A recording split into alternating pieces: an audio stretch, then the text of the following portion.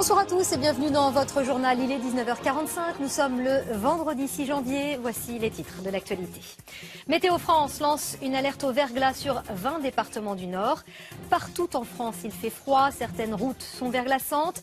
Les hébergements d'urgence sont pris d'assaut par les sans-abri.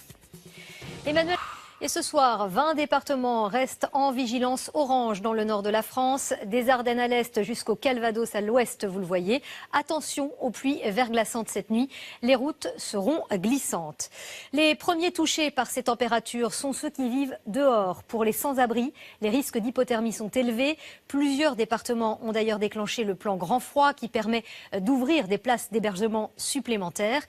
Malgré cela, toutes les demandes ne trouvent pas satisfaction et les associations lancent un cri d'alarme. Éric Hervé, Samuel Duhamel, Charlotte Dardelin et Lionel Gendron. Depuis 15 mois, Daniel dort dans la rue. Mardi, il s'est réfugié dans ce gymnase réquisitionné dans le cadre du plan Grand Froid déclenché à Lyon. Je peux vous certifier que de ce temps-là, vous ne restez pas dehors, ou alors dans un mauvais état. Sinon, je dormais dehors, oui.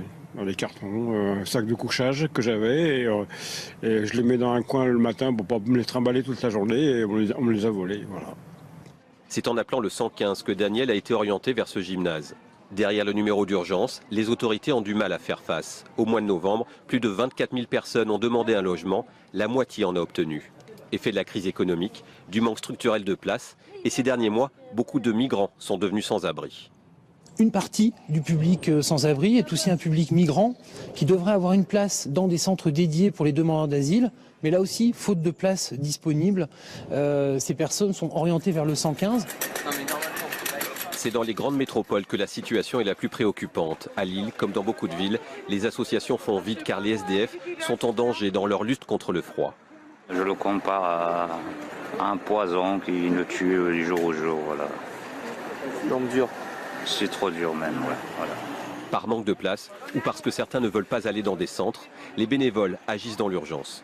On a quelques manteaux duvet pour les personnes qui resteront dehors ce soir.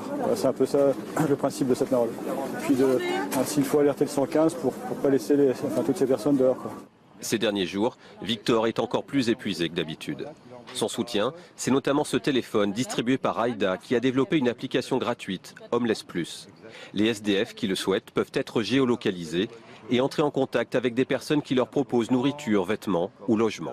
Grâce à l'application, là récemment j'ai eu 2 propositions d'hébergement, un dans les Vosges et puis un dans le secteur banlieue parisien. Pour Victor, comme pour les 143 000 sans-abri estimés en France, le logement est l'élément clé de la reconstruction. Il le restera quand il fera moins froid et que l'on parlera moins d'eux.